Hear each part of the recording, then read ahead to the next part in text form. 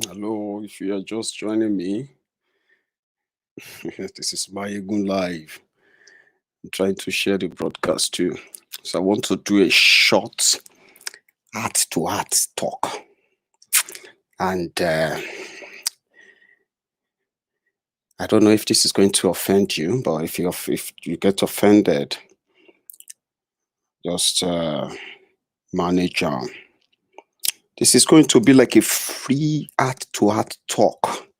Me trying to talk to you like my friend. I'm talking about the Buharidins and the Buhari didn't now. The Buhari did not choose, the Buhari dichatus, the Buhari shukus, the Unekaharis, the Ngoziaris, the obedient fools, the humble slaves, the sophisticated morons, the Mumumadus, the Bele lecturers, the Mumu lecturers, the articulated morons, the articulators, and everyone else, my friends, you should just sit back and relax. Although you are going to see many people reacting based on what I say, it is very easy because it is my hobby to get them angry, get them annoyed, get them raging. They don't like us. We don't like them. Don't let anybody blackmail you into any political correctness, okay? There is no competition and there is no reason for one. Those of you who are inheriting the imaginary enemies of politicians in Nigeria, I have a message for you tonight. I know they are using you for statistics. When they want to talk about the poverty capital of the world, they said Nigeria is the poverty capital of the world. They say Nigeria has the largest population of young people in the world, in Africa, maybe in the world.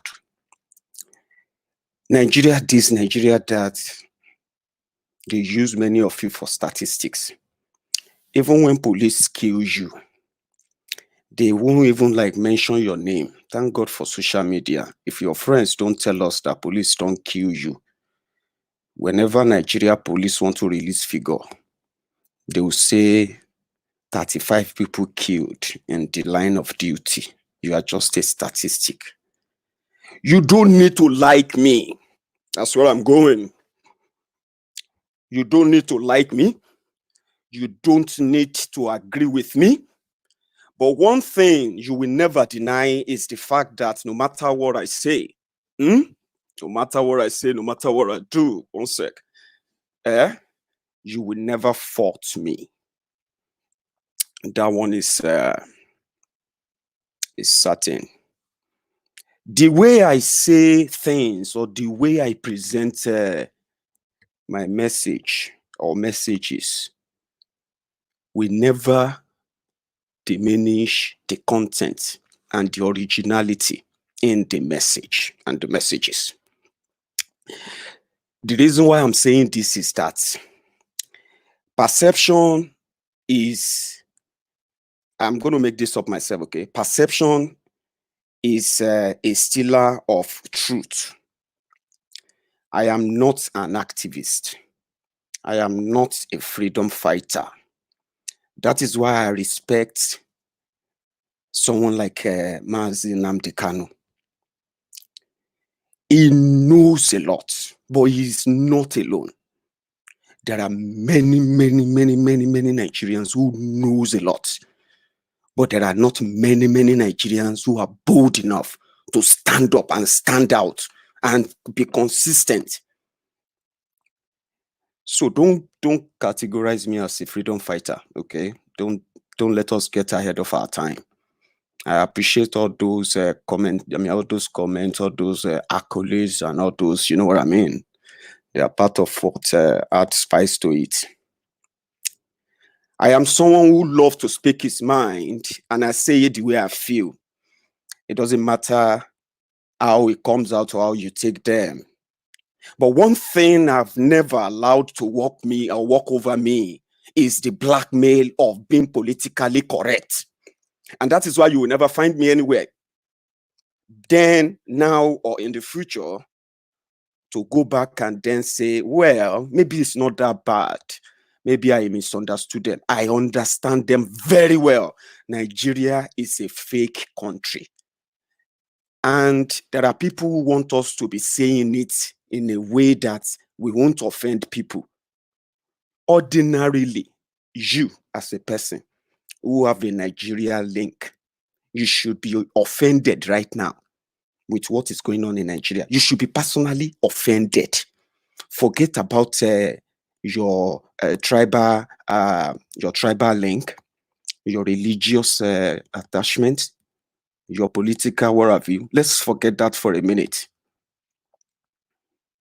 Ordinarily, if you genuinely love that country, that Nigeria, you should be angry right now with what they have done to that country. Personally, you should be personally angry. And do you know those who should be really, really angry at? The criminals who are parading themselves as leaders. And that is why I respect the likes of Nnamdi Kanu. He never allowed the normal political correctness. Don't talk like that. Don't. If you are saying that, people are not going to support you. You know, they want you to be persuasive. People have used persuasion to try to tell Nigerians that, listen, these guys don't mean well for you. Until you have to change tactic. And you see those ass lickers, those pretenders, those ones that always want to use political correctness to tell you that you shouldn't insult elders, you shouldn't insult people. You can pass your message without insulting them. Your leaders are insulting you. They are insulting your intelligence every now and then. And they do it with no care. Like they know you can't do anything. They insult you, but you are not offended. When someone says they spent $16 billion to generate electricity, and all they generated is darkness. When people say they awarded the project, Lagos-Ibadan Expressway, East-West Road, they awarded them and they certified that they are nearly completed. And you went there, you realize that it is all sham. Is that not an insult? When someone who collects security votes for 8 years awarded uncompleted contract to his girlfriends, his wife, his sons, daughters, and all of them, right before your eyes, their children are living large. They have no job. They have no nothing. The only job they have is that they are children of the politicians. You see them is that not an insult? Then someone who is now telling you that you have been so stupid to be defending them all this while. You have been so foolish to be believing them and their lies all this while. Then you begin you feel insulted. Is that not the reason why you are stupid in the first place? Their children are inheriting their wealth, the stolen wealth. You see those schools where you no get, jobs where you no get, hospitals where no day, and every other thing there that they have denied you. Their children are using the money to buy themselves things that are just vanity upon vanity while people die every now and then. And I will take you through all of that gradually. I just want to talk to you now.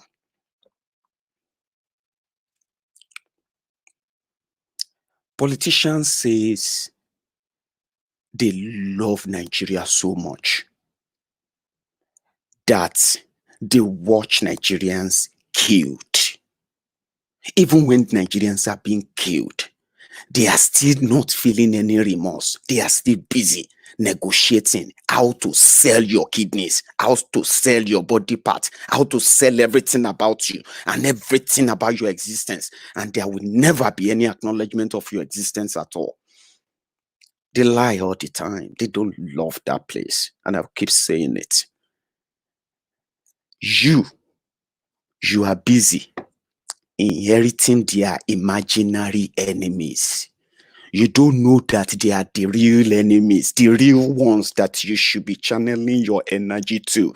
You should be asking them, how long do you think it will take to build a standard hospital in every local government in Nigeria when a single former governor is accused and alleged to have stolen enough to own properties that are over 180? Come on. They are so greedy that they spent 8 years that they will still be fighting and killing you, paying you money to ensure to ensure that their stooges, their lackeys, they take over from them to continue the stealing. There you are. They themselves will be attempting to go and retire in the Senate. He is retired in the Senate, making no meaningful law that affects your life, like the Oji Uzo Kalu of Abia State, Theodore Oji of Abia State, Ochondo, or what is his son name, who is the Speaker of Abia State. Abia State is more or less like a family business to the Kalus. But when you meet an average Abian, yeah, you want to see him channel his energy towards the likes of Kalu, the likes of Theodore Oji, and the rest of those criminals who are calling themselves their leaders there. But you will still find some of them that will tell you that if not for Theodore Oji, if not for Oji Uzokalu, Abia State will not be where Abia State is. Then you ask them, where is Abia State? You defend them. And same thing goes. There was a time there was a time Alamesia. You remember Alamesia? Alamesia was arrested for money laundering. James Ibori was arrested for money laundering. And do you know those who defended him? The same people they stole the money from. Today, Ibori's children are living large. Alamesia is dead. His family members and maybe probably those who work with him as well, they are living large today. Goodluck Jonathan was president there too. He was actually deputy governor too. But go to that Bayelsa state now. Go to that Delta state now. People will defend them. You will realize that those who are defending them are poorer. While the children of those they are defending are actually living large. So their children inherit the stolen money. Many of you are inheriting their imaginary enemies. To so many people now, I am Buhari's enemy. And because I am Buhari's enemy, then I am their enemy too. So I am Buhari's imaginary enemy. To some of these dunderheads, to some of these good for nothing statistic existence of people, because that's what your politicians see you as. That's what they see you as. You are just statistics. They say how many people died. They say 120. They won't let you. They say how many are children, how many are women, how many are men. They say all of them shall civilian. 120, 3 policemen making a 123. Statistics. That's what your politicians see you as. Round figure.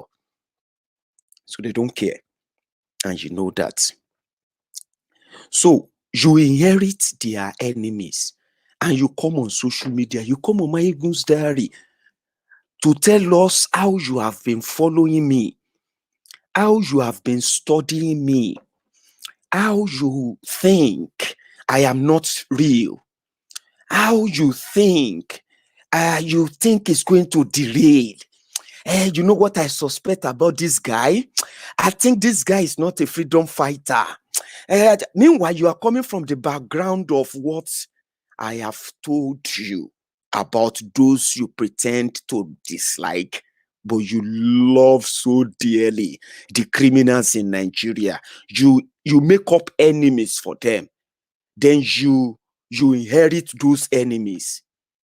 Let me tell you one story tonight that I have been, if you have been following Maiyegun's diary in the past, today, most especially today, I said something about Nnamdi Kanu. I've not really shared this, but I'm going to share it tonight because I just feel like, so that you will understand, who is Maiyegun? Who is this guy? Who is this guy? What is this guy all about? And to some of you who are actually like my Yoruba brothers, Awamoluabi, maybe this I am about to tell you will give you an insight into the working mind of Maiyegun. Many of you have built so many assumptions in your own way. Some of them good, some of them very good, some of them so terrible that I just read your comments and I laugh. For someone to sit down and type a long rubbish and tell, and he's so convinced, he's talking about Maiyegun, because to him, he's been following Maiyegun for years. And he's so convinced that this guy, I have read a lot. This guy is working for APC. This guy is working for PDP. This guy has been paid by IPOP. This guy is trying to do this and that. Yes, I understand that. But I'm going to help you. I'm going to help your curiosity. And I know many of you are not going to see this video. But for the sake of those who are watching this video, this I am about to tell you will give you an idea. Who is this guy? Do I even think I know Maiyegun? I think I know him. And many of you will be right, by the way, because there are many of you who genuinely know what is Maiyegun all about.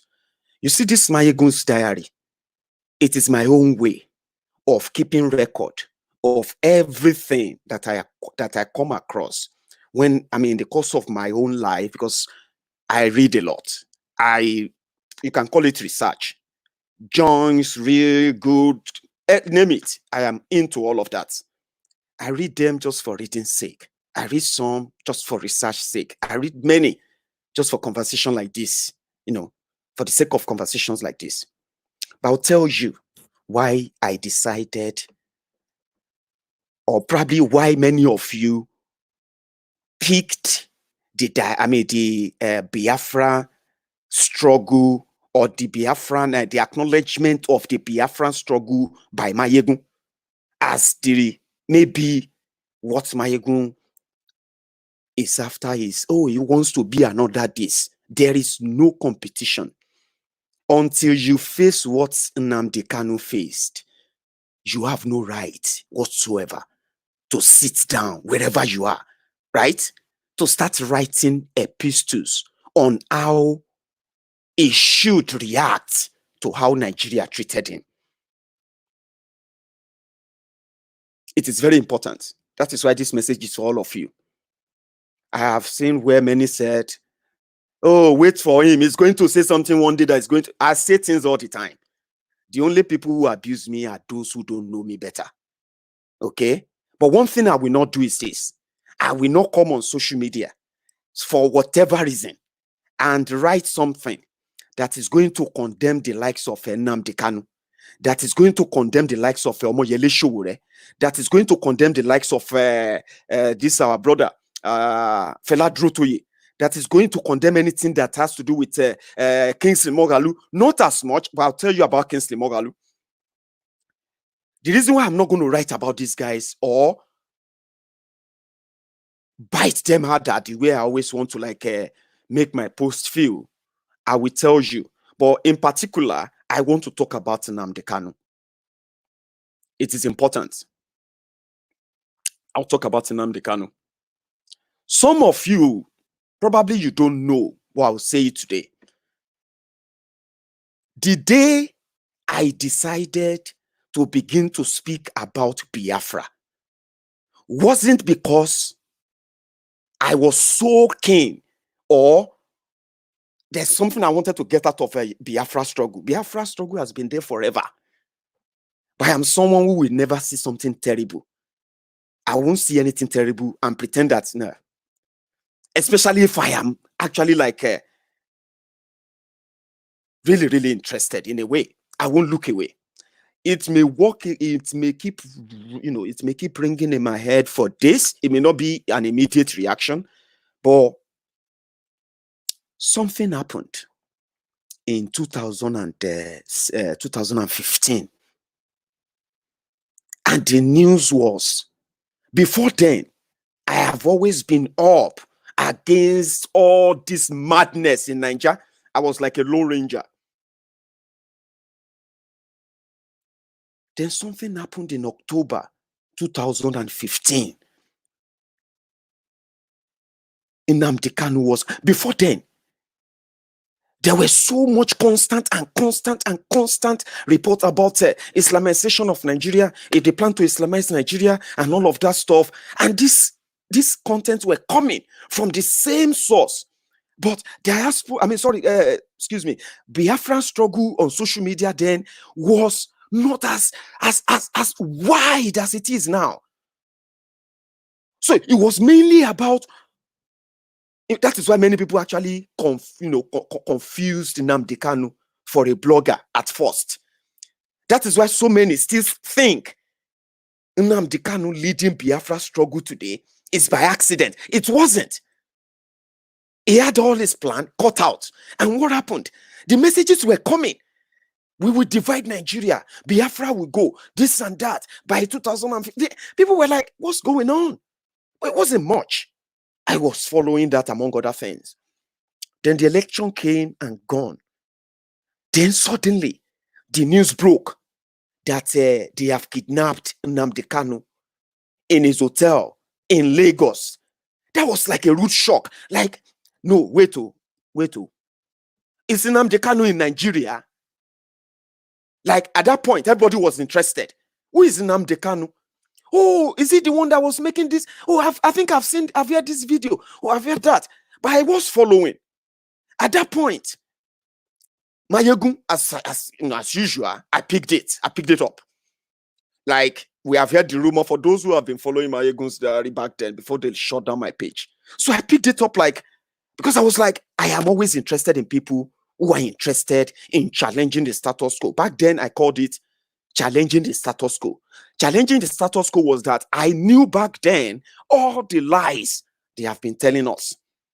And in my own with my own understanding, then I thought if people could come together and form a quorum, a big one, make a political incursion into the system, break it within, then get your own people that can make a difference into that system, right? And then if you want to break up from Nigeria at that time, you will be in the best position to make that decision, not those who are there today without bloodshed. So I was of that opinion then. Then boom, Nnamdi Kanu was kidnapped by DSS. And Buhari just came to power. It wasn't even up to 5 months. I was like, ooh. Then we were all interested. But from nowhere to justify that they kidnapped Nnamdi Kanu, Buhari Dins and the Buhari Didinis, the Buhari Denotus and the Buhari Dijatus on social media at that time, the newly criminals who took over power in Nigeria, it was fresh. We didn't know that there was going to be more terror on Nigerians.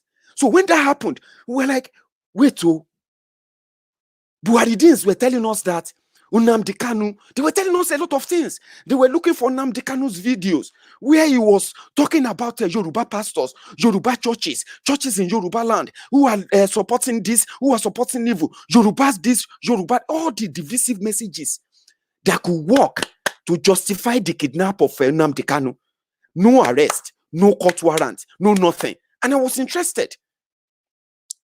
So within 2 weeks or thereabouts, Buharidins and the Buhari Didinis, they have managed to convince almost everybody that Nnamdi Kanu was a terrorist.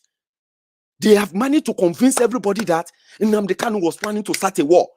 It was so convincing that even those who were intelligent were saying Nnamdi Kanu deserved it. I was the lonely voice, for those who remember. I made a video. It was a viral video. That video went so far that people were asking, who is this guy? Who is this guy? I made that video and I said, if you are one of the Yorubas or any tribe of any kind that supports the illegal kidnap and arrest of Nnamdi Kanu, for whatever reason, for whatever disguise, unfriend me now on Facebook. I remember that, 2015. There are so many people watching me right now with fake accounts. I unfriended them simply because of my stand on Biafra. As I was unfriending those who were Yorubas, speaking rubbish at that time, I was unfriending those who were also Igbos, who were attacking Yorubas, who were generalizing them too. Thousands of people, I cut them off. You know why? It was like a lone wolf. It was so new. People were going to take side. The propaganda was so rich that you will never listen to any Nnamdi Kanu's video of that time. That, you know what I mean? That you will never agree that Nnamdi Kanu was a terrorist. I was alone. I remember the man who later became governorship candidate in Lagos State, Gbadamoshi.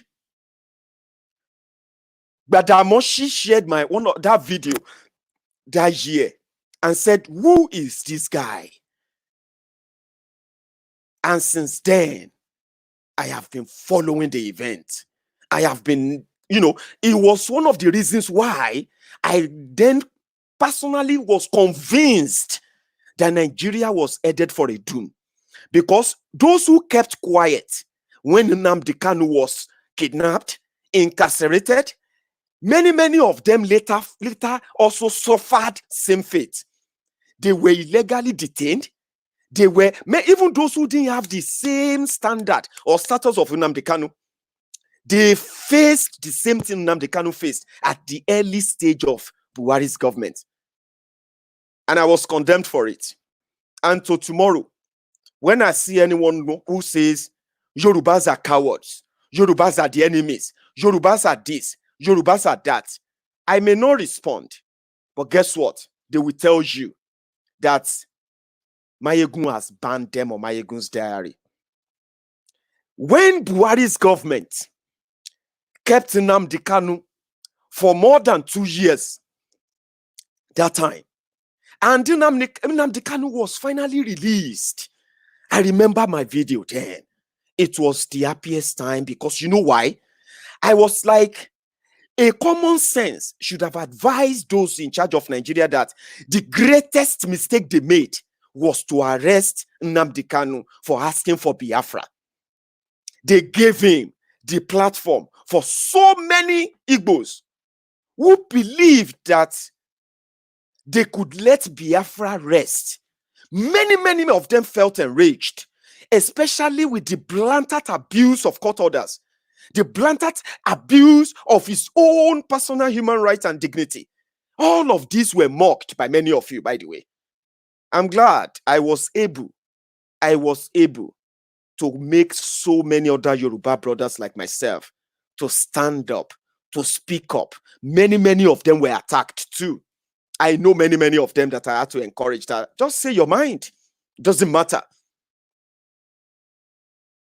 When the Nigeria government later said they wanted to declare IPOB a terrorist organization, before we got to that, when Nnamdi Kanu got released and he met his people, you can call it whatever.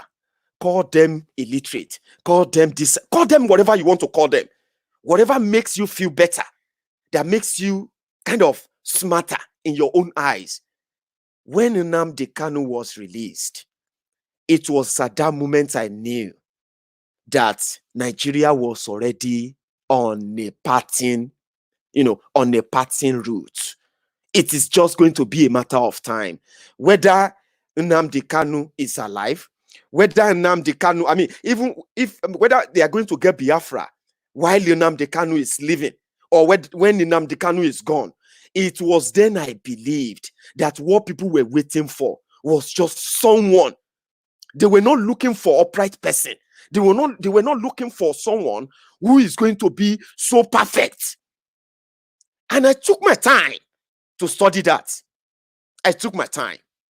And when I discovered that, see, if you relax, if you leave your emotion out, if you leave every other propaganda they've put into your head, you will realize that whatever the Igbos are suffering today in Nigeria, every part of Nigeria is suffering it. Every part is just looking for someone, just one person to stand up and be firm. I am not qualified to be that person. That is why I'm saying, leave your assumption on the side. Look at the variables. Nnamdi Kanu earned it. He earned it. People died because their belief is stronger. No matter how much they try to explain it to you, you don't need to understand. You are not in their shoes. You can sympathize with them, or you can just shut up and keep quiet. It will help a lot. Because if you listen, you will realize that what they are fighting for, that is making them ask for Biafra. If you think deep, you will realize that that same thing is what you are lacking. Buhari's government that is paying bandits, Buhari's government that is paying Boko Haram, Buhari's government that is releasing bandits, paying Boko Haram, that same Buratayib the butcher mobilized soldiers, and they mobilized them to the east, looking to kill Nnamdi Kanu. I remember I was screaming. I have a very, very respected, a very respectable brother, someone I respect a lot. I respected him a lot. I'm going to keep his name. It was a sad thing. I had to tell him, you and I will never have any relationship again. Don't ever, ever send me any message again. And respectfully, I wanted to honor this. Someone I respected a lot. Someone I respected a lot. Why? He was going lyrical. The day Boko Haram's military tank were moving into the east, were moving into Nnamdi Kanu's house, moving in there, and God damn it, my own person, someone I respected a lot, he was on Facebook. He was laughing about it. He was going lyrical about it. He was telling why they deserved it, why they must be killed, simply because Nnamdi Kanu said, if they don't give them Biafra, they will make Nigeria worse than Sudan. Nnamdi Kanu's words became so powerful and threatening to an ordinary Nigerian than what Shekau will say to them. Even if Shekau is beheading people, Nigerians don't care. But Nnamdi Kanu that's telling them what will befall them if they continue to keep Biafra and they continue to kill the Biafrans. Are they not killing Hausa? Are they not killing Fulanis? Are the Fulanis not dying in Nigeria in droves? Are the Hausas not dying in droves in Nigeria? Are Yorubas not being killed in Yoruba land right now? Are the Benues not being killed in their land right now? Are the people from Kogi not being killed in their lands right now? Even those who say they are Niger Deltans, they are not Biafrans. Are you not being killed in your land right now? Nnamdi Kanu said, if you don't let Biafra go, Nigeria will be worse than Sudan. And because of that, your military, they moved tanks, they killed people. And they are not even courageous enough to give us the names of those they killed while they are trying to get to Nnamdi Kanu. But you turn that around, you are laughing at them. A runaway leader, a this, that. They have a leader. They have someone they can say a leader. Who do you have? In Yoruba land, we have the Abobakus, the ass lickers, the crumb chasers. You know what I mean? The Baba Sokwe's, the all righters, the Agberus, the educated beggars. I am talking about these Buhari Danes and the Buhari Dideris. the obedient fools, the humbled slaves, and the sophisticated morons. Who is your leader? What is your leader demanding for you from Project Nigeria, other than just to buy you what? Buy you federal employment. Isn't it? They have a leader, and you have to respect that. Respect that. Omoyele Sowore, a very good brother. Someone, I am someone who I am like a snake with a long memory. So I am someone that you don't need me much as a friend, but I am the best friend you can trust, who can tell you exactly what you should know. Because if I feel the other way about you, I will say it. See, but like I said, there's something I have told myself, and that thing is those who are fighting to destroy the status quo in Nigeria, they will never go wrong in my eyes. You know why? You see those criminals who are pretending to love you, that you know they don't, they are more dangerous than these passionate guys who are coming out to tell you if they have the opportunity, they will do this, than those who lie to you and tell you what they will never do. For 60 years, they have been taking turns lying to you because they are dangerous. You have been dying. They don't care. So, Nnamdi Kanu, Omoyele Sowore, Fela Durotoye, partially Kingsley Moghalu. And when I said partially Kingsley Moghalu belonged to that system. He is a product of that system. He feels he can change the system. There are thousands before him. There are thousands right now. There will be thousands after him that are going to think they can change Nigeria, but they will never be able to. But when I see people who want to change the status quo in a different way, I respect them. I respect their dreams. I respect their lonely time. I have been there. I have been lonely thinking about how could it be so bad that there is no any iota, any signal of hope, right? And when I see people like that, I don't judge them. They don't go wrong in my eyes. They will never go wrong. Yes, we can tell them when their judgment is not completely right, but we will never condemn them. I have studied Nnamdi Kanu for more than 5 years now, religiously. And I found out that if I leave my emotion out of it, he is actually talking about those who made it so terrible, so bad, that you and I have to suspect ourselves after they said they have built a country for us for 60 years. Musa will still feel like he's more superior than me because Musa is from the north.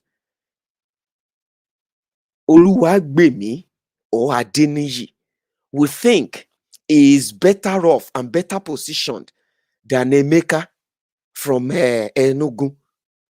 Emeka will look at Adeniyi, look at Musa and Abdullahi, and feel like it doesn't even belong to them. Do you think that just happened overnight?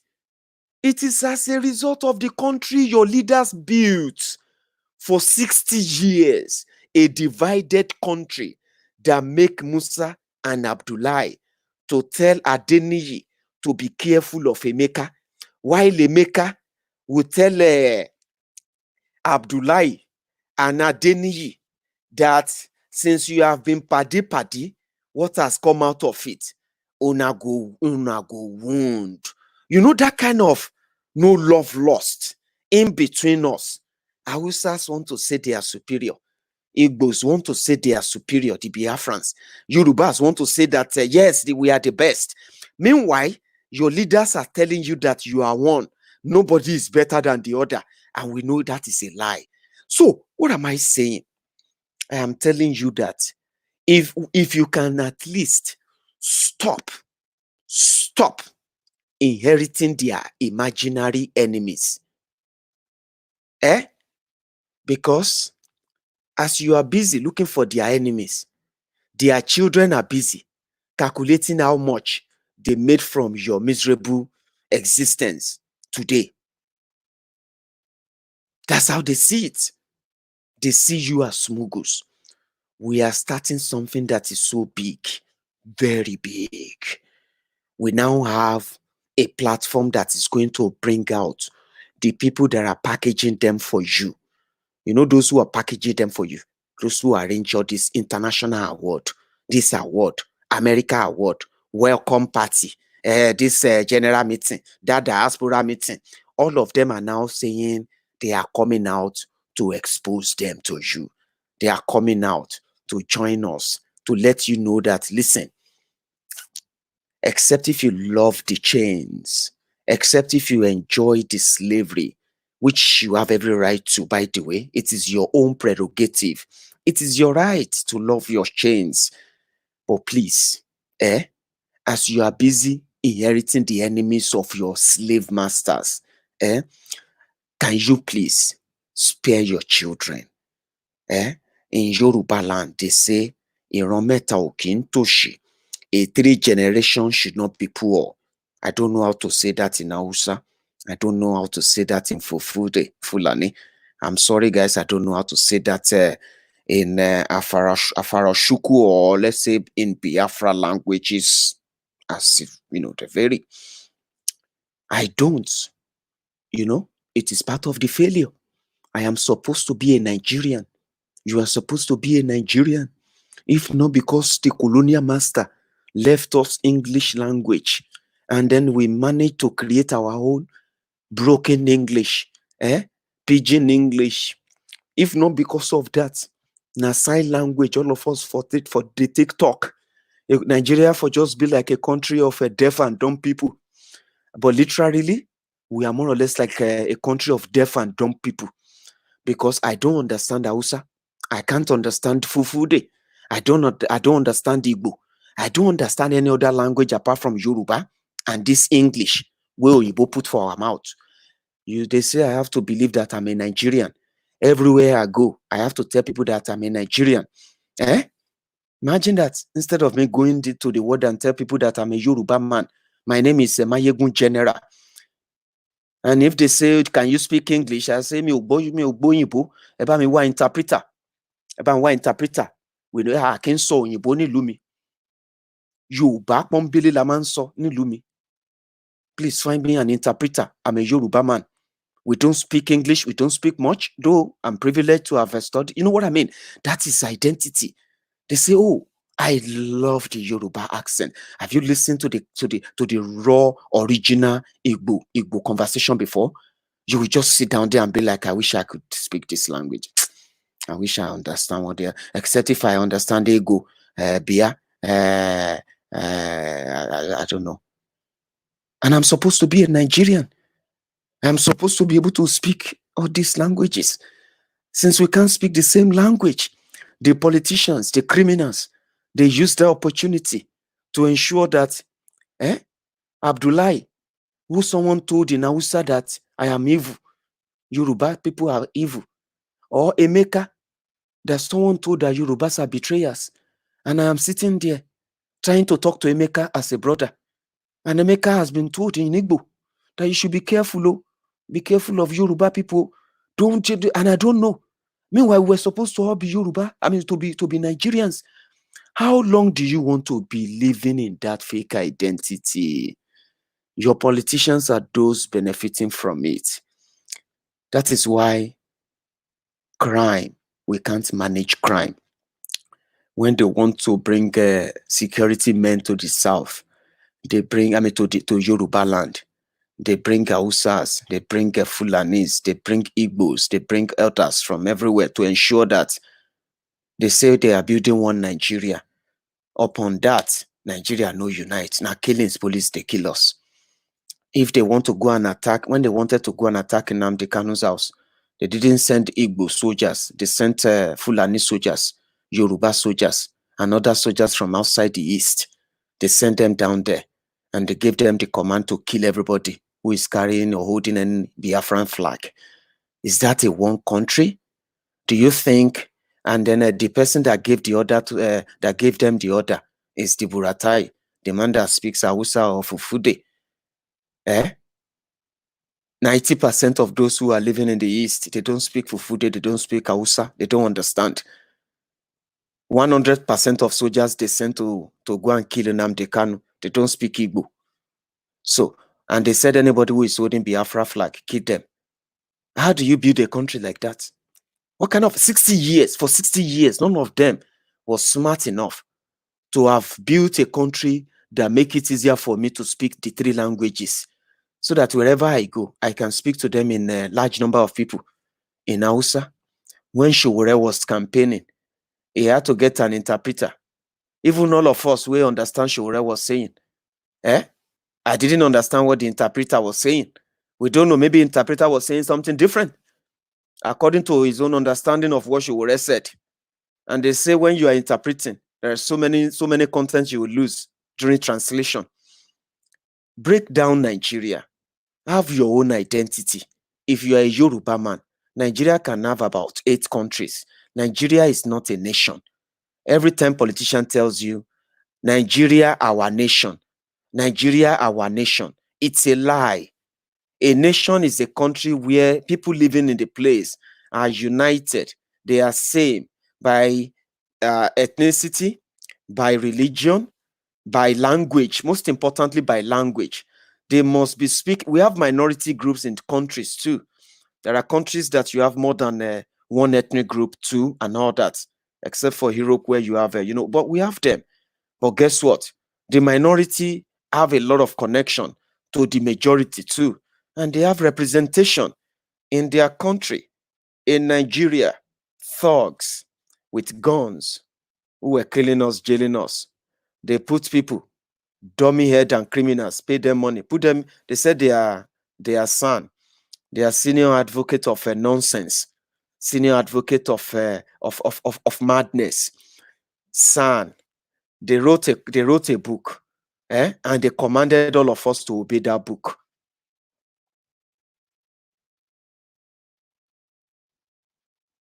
Are you with me now? They order us to obey the book. That is the book we have been using for the past 20 years. None of them obey the book. So if you see your brother, or if you see someone, now I will call an Igbo man my brother, a Biafran. I'll say, oh, he's my brother. I am happy to call a reasonable Northerner my brother too. But does a reasonable Northerner see me as a brother? Does he actually see me genuinely as a brother? Do you know why I'm asking the question? It's because I know that the country they made me identify with is a country of divided people. We pretend a lot to the rest of the world. But for so long that we have been pretending, the more we try to pretend, the more what divides us stare us on the face. The faces all the time. And who divide us? The politicians who are benefiting from it.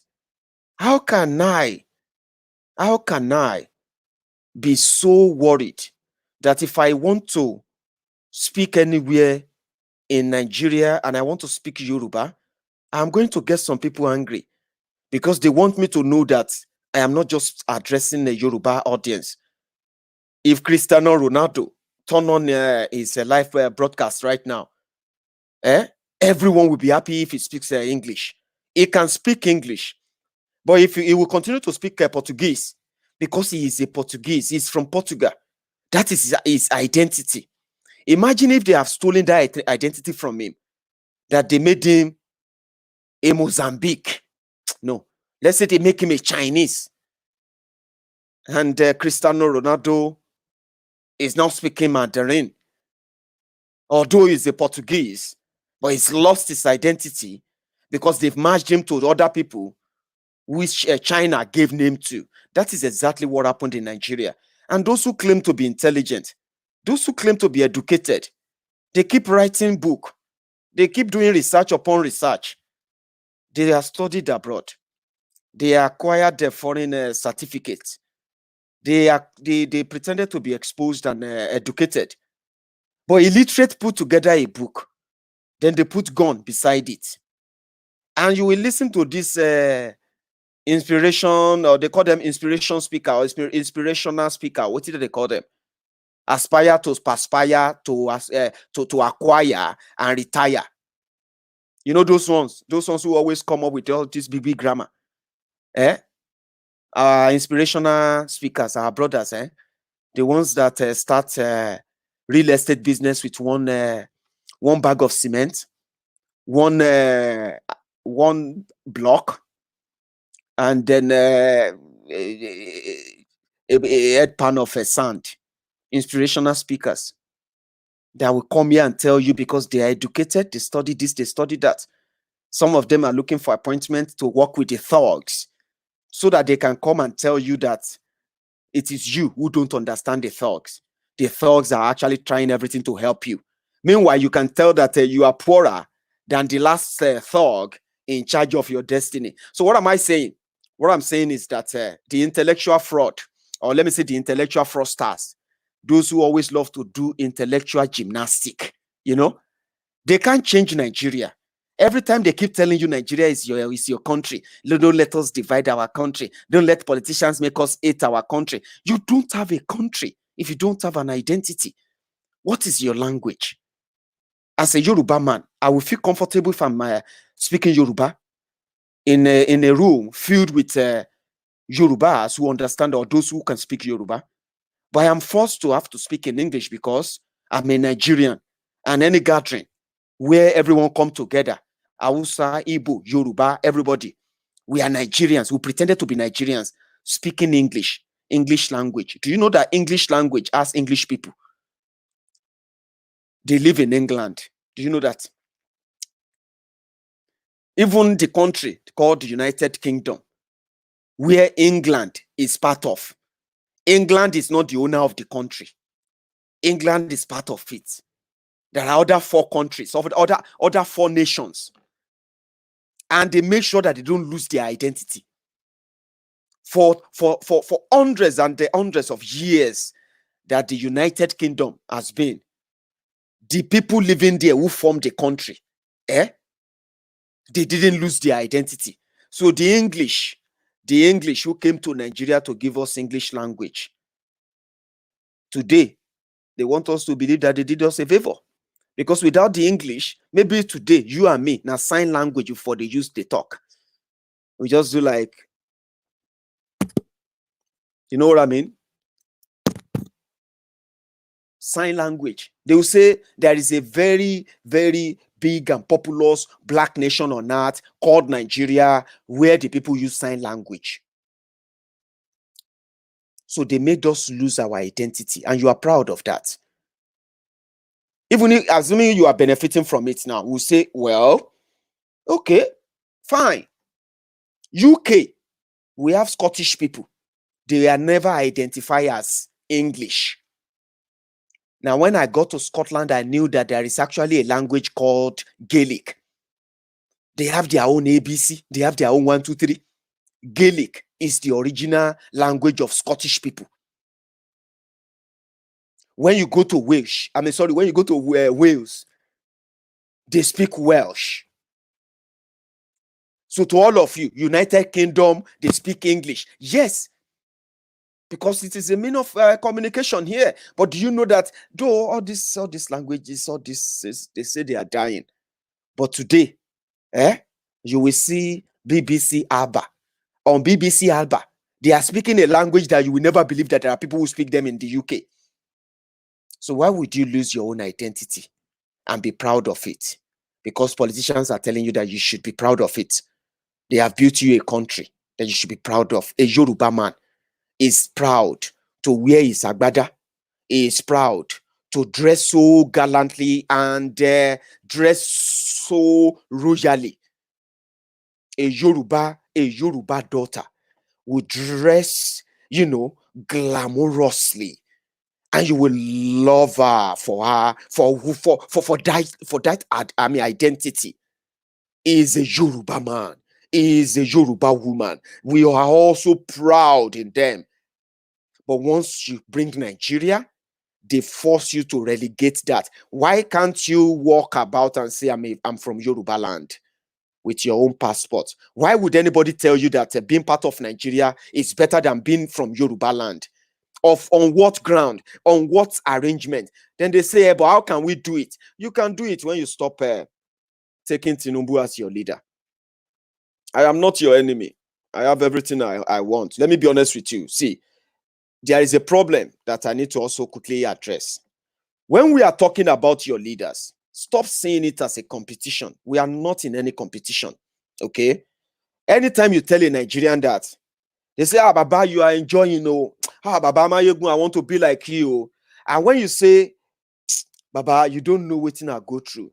If you understand waiting life, waiting our face, Baba, in this life, waiting my eyes see, then all of a sudden, a Nigerian you are having a conversation with, you are talking about yourself because he asked a question. It will suddenly just change it and say, Baba, suffer reach me. Like it is a competition, sufferness competition. Baba, if you see waiting and suffer, Baba, have you ever been to? Have you ever? I said, Baba, calm down. No be competition. Sufferness no be competition. When it is your turn to talk about waiting you face, talk about it. When you ask me to say about I am talking about it's no competition.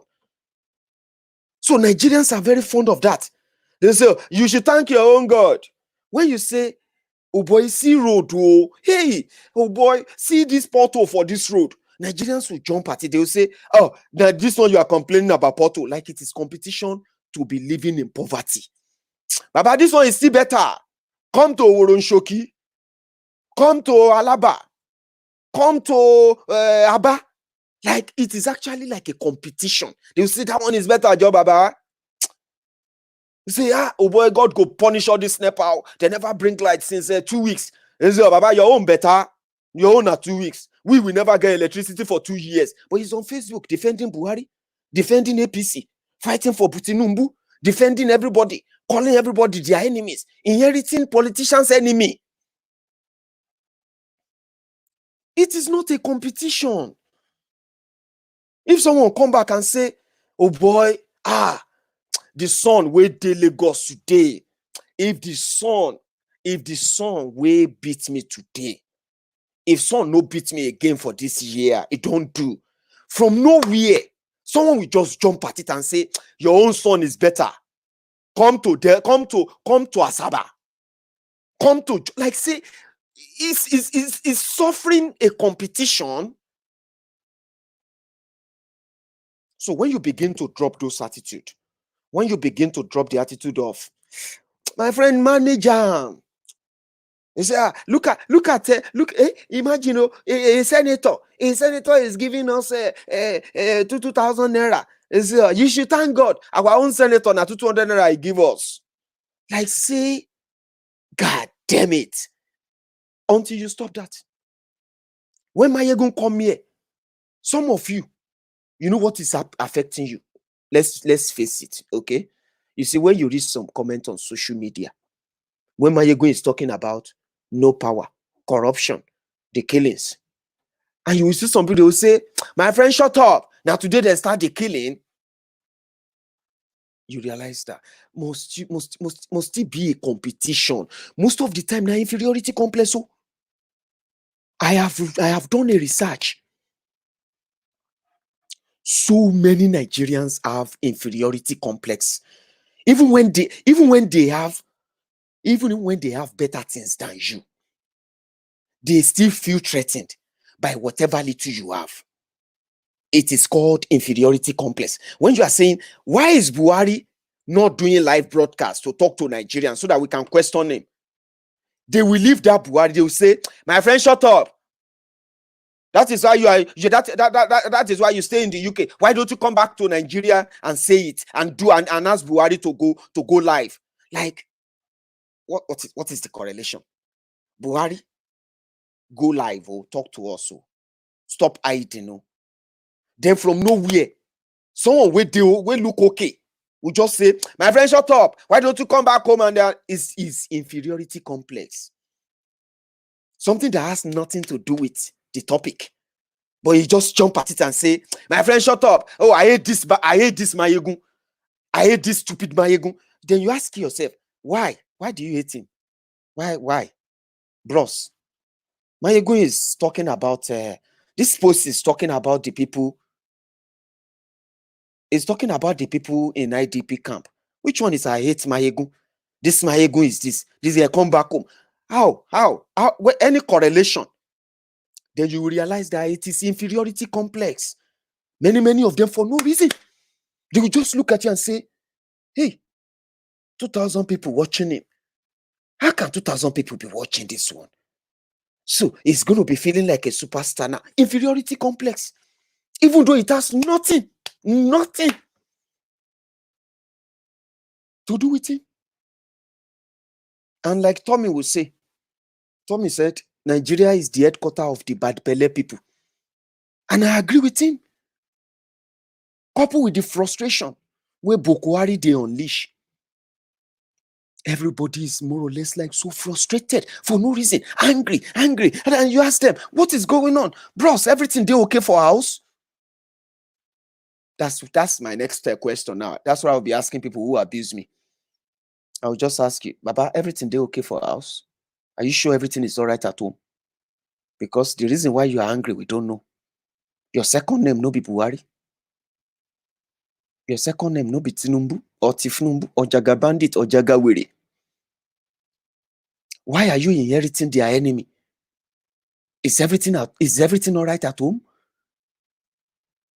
In fact, that's what you should be asking them now. When you see any of them defending these criminals, just say, Baba, calm down now. Waiting. Is everything okay at home? Are you sure? So guys, I'll see you tomorrow. I finish early tomorrow. I just thought I should leave that banter here for those who will come across them later. I'm just Maiyegun, okay? So I appreciate those of you who are just seeing me or listening to me for the first time, or you recently joined my platform. Listen. I offend people for a living, okay? Whatever I'm doing right now that is making you feel so comfortable, okay? Making you happy. Just enjoy it while it lasts, okay? You may wake up tomorrow morning and the next thing you will read on Maiyegun's diary is just going to make you angry.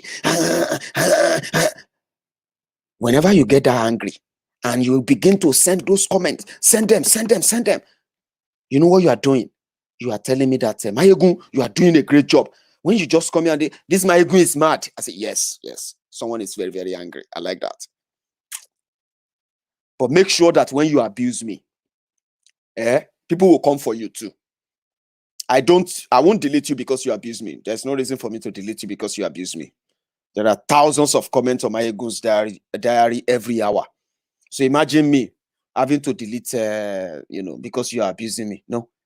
The reason why you will get deleted from Maiyegun's diary is I know you will abuse me. I am intentionally going to make you angry. Then you will abuse me. You will write your own meaningless, whatever jargons to abuse me. My friends will read your comments. They will reply you in the same manner.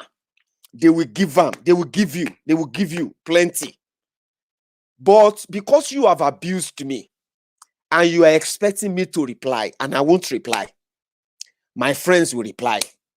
So if you then reply my friends and you begin to abuse them, that is when I will kick you out, because it means you say because I'm abusing Buhari, you want to abuse me. Fine, good. Go on, do it. But make sure that you don't abuse my friends who are going to come after you, because they will come after you. That one I am 1,000,000% guaranteed. I mean, sure, they will come for you. You will see 100 replies. But if you reply them and you abuse them, it means you are also trying to be a dictator. You are abusing Maiyegun. You don't know that I have friends, Abi. You don't want Maiyegun's friends to reply. So you will abuse my friends too, because you are a King Kong, Abi. On my platform, Oma Blue, ask others who are currently making up our block industry. The day we are going to open our block industry, Maiyegun's diary political block industry, we will build it with your names, the names of all these Buhari Titans. When you kick them out, they will go and open fake accounts. They will rejoin. They will still misbehave. We will still send them away. They will open another fake account. Do you know that I'm actually making your life a hell? Some of you are now operating 6, 7 fake accounts just because you want to make sure, say you talk on Maiyegun's diary. Abuse me. You are free to. It's your right. But my friends will reply. But when they reply, if you reply and abuse them, chai, it will be your last response on Maiyegun's diary. You can ask others. You will not be deleted because you abuse me. Forget that. Abuse are just, they call it engagement on social media. So that is what pushes the engagement forward. It's good. It's good for the page. So to everyone who took their time tonight to join me, thank you very much for your time. I am not going anywhere. Okay? I'm not going anywhere. I am not coming to Nigeria as well. There's nothing they are doing in Nigeria. If they put a ship that can take 10,000 people, if they put 10, one for Kaduna, Southern Kaduna, I know say water no dey there, so I know what I'm talking about. Don't worry. They can ferry them, they can transport them and put them in the ship wherever water they, like Argungu in Kebbi. If they put one ship for Kano, they put 2 for Abia and Enugu, put 1 for Cross River or River. Just put, no, it's too much. Put 4 ship that can take 10,000 people on top River Niger and tell Nigeria and say first come, first serve. Put another 4, put them for Lagos water. You will realize that some people will travel from Oshogbo and they will reach that vessel faster than some people who are going to wake up in Isaleko to head to the tin can for the ship. So I'm not coming back to that place. Okay? I'm not coming back. If you are tired, when we begin and you are tired, those that will escape will escape. Now, coronavirus, they delay many of you. We know that. Some of you are still there right now.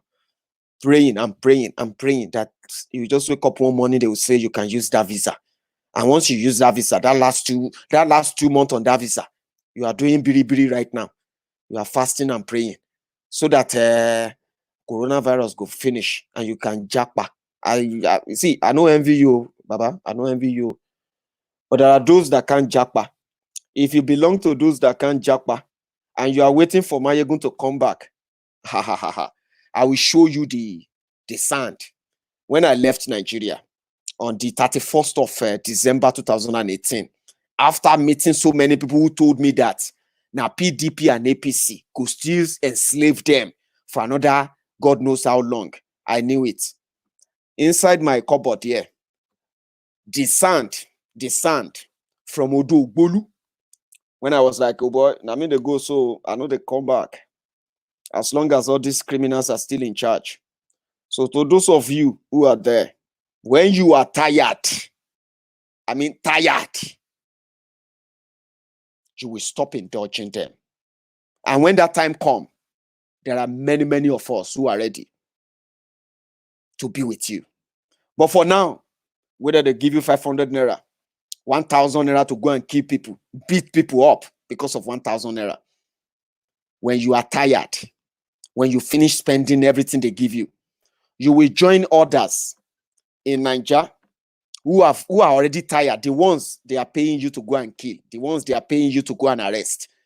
When you are tired too, you will join them and you will say enough. Until then, enjoy your Nigeria.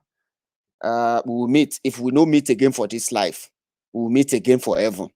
But as long as I live, we will continue to educate you why you should stop endangering your life, the life of your children, so that even if you die, your children will not face what you are facing right now. But if you don't care, and I am still alive, I will continue to speak to you. If me and you no meet again in Nigeria, we will meet for heaven. At least there are so many Nigerians that are already qualified. They should know Nigerians should go to hell.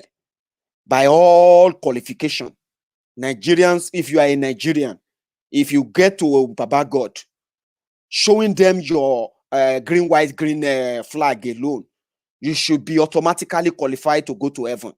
You cannot serve sentences. I mean, so you cannot serve a sentence for the same crime twice. It seems like it's a crime to be born into Nigeria. It is a crime to die as a statistic in Nigeria. So it will be sad. I mean, it will be sad and a shame for any Nigerian to get to heaven and still say you are going to hell.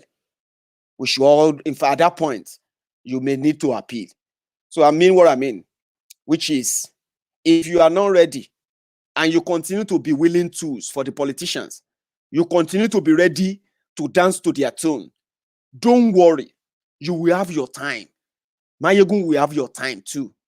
But if you keep it the same way, listen, if we no meet for this world, no be by force for us to meet again as Nigerians in this world. We will meet for heaven. But guess what? We will meet as either in the, I mean, as either as individual nations, as our own countries, or better still, we will meet as a divided, freed southern. Don't let us use that Nigeria. Find a better name. When we find a better name, we can then start thinking of a southern part of the country. But for now, I would rather be an Oduduwa descendant. I would rather continue to claim and believe and stand that I am an Ijebu man and I am from Odua nation until I find all my genuine compatriots, not those career Nigeria contractors claiming to be leaders and Nigerians themselves. Until I begin to find my own genuine compatriots for Odua nation. Your Maiyegun will always be here. Thank you so much for your time. I'll see you when I see you again. Good night.